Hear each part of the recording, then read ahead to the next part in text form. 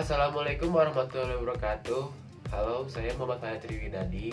Di sini saya ingin memenuhi ujian tengah semester Psikologi Komunikasi dengan Ibu Dr. Agustina Multipurnomo SPMSI.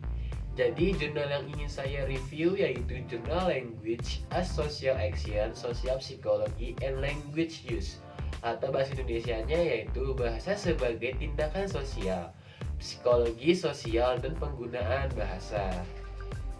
Jadi terlebih dahulu pada bab pengantar jurnal ini, basis sosial, bahasa dan landasan linguistik perilaku sosial adalah untuk mendekati topik penggunaan bahasa sebagai tindakan sosial dari sudut pandang interdisipliner.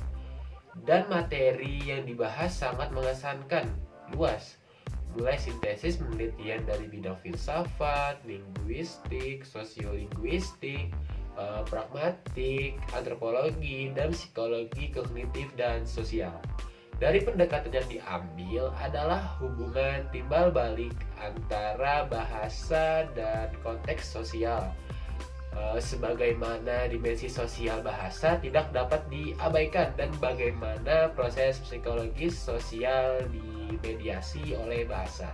Bahasa sebagai tindakan interpersonal, bahasa sebagai tindakan kontekstual, bahasa sebagai tindakan terkoordinasi, dan bahasa sebagai tindakan bijaksana.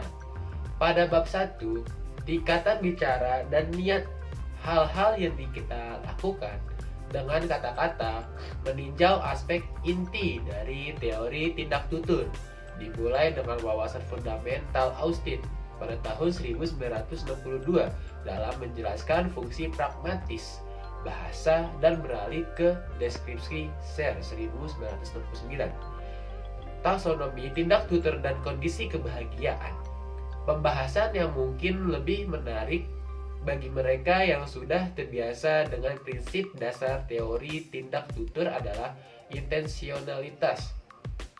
Intensionalitas itu sendiri merupakan karakter atau tindakan seseorang yang melibatkan motivasi dalam bentuk keinginan atau dorongan dan keinginan sadar untuk keadaan masa depan. Hografes mengamati bahwa interpretasi gaya ilokusi telah dipelajari jauh lebih sedikit daripada produksi gaya ilokusi dan menganggap kurangnya perhatian yang diberikan kepada pendengar sebagai defisit dalam kredensial sosial teori tindak tutur.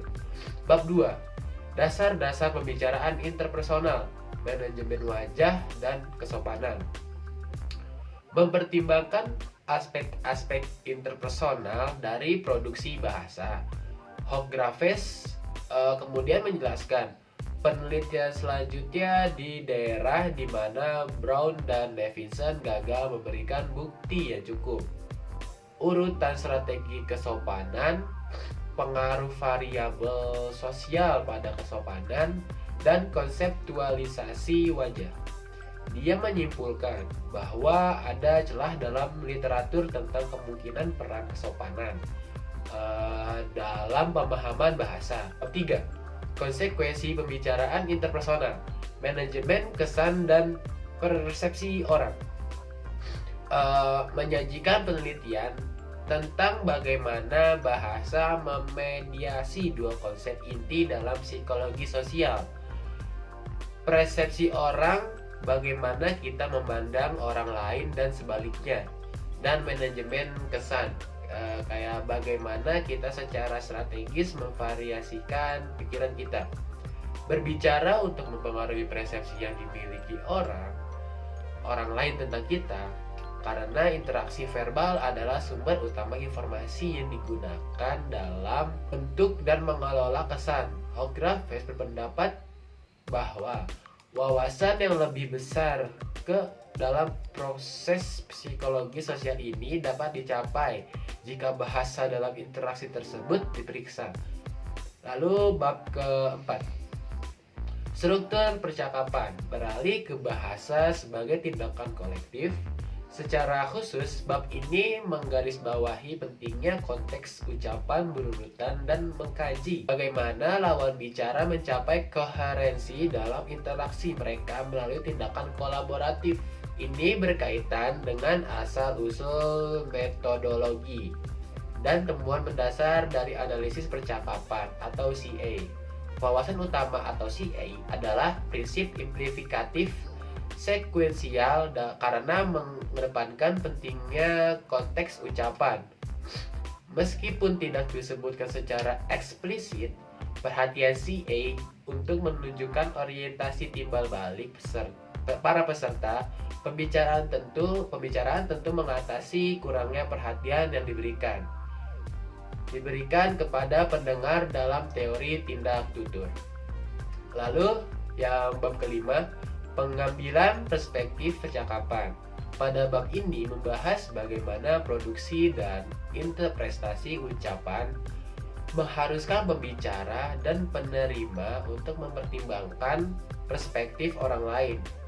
Houtrafes meringankan bukti empiris tentang pengambilan perspektif dan dalam menginterpretasikan temuan-temuan dia menyatakan bahwa pengambilan perspektif bersama itu diperlukan untuk penggunaan bahasa yang sukses. Ahli bahasa terapan mungkin sangat tertarik pada bagaimana penulis menempatkan pentingnya pengambilan perspektif dalam diskusi, percakapan, Grecian, strategi kesopanan, dan komunikasi antar budaya. Bab ke-6, bahasa dan pemikiran sosial. Pada bab ini mengkaji hubungan yang banyak diperdebatkan antara bahasa dan kognisi manusia. Houtrafes menunjukkan bagaimana penelitian empiris awal pada hipotesis Sapir-Whorf, khususnya berkaitan dengan universalitas persepsi warna, menyebabkan penolakan determinisme linguistik. Pembaca dengan sedikit latar belakang psikologi sosial mungkin menganggap bab yang rumit ini sebagai bagian yang paling menantang dari jurnal ini, karena beberapa istilah mungkin orang asing. Bagi orang luar, penjelasan yang lebih eksplisit dan lebih lengkap akan diinginkan.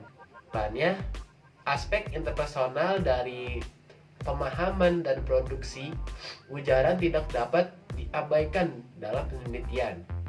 Ini tentu saja jurnal yang dapat diakses dan ditulis dengan baik. Ini lebih dari tanggapan yang kompeten terhadap komentar perspektif Houtrafes sendiri. Jadi konsep psikologis tentang bagaimana orang mengkategorikan dunia harus dipahami melalui wacana yang menghasilkan bahasa sangat penting dalam menyusun fenomena psikologis yang secara tradisional dianggap sebagai proses individu dan mental, dan tidak hanya mencerminkan proses tersebut. Ini sangat direkomendasikan bagi mahasiswa dan peneliti yang ingin memperluas pengetahuan mereka tentang aspek psikologis sosial dari penggunaan bahasa, dan bagi mereka yang tertarik pada bagaimana kesadaran interdisipliner dapat mendorong pertanyaan penelitian baru. Sekian dari saya. Wassalamualaikum warahmatullahi wabarakatuh.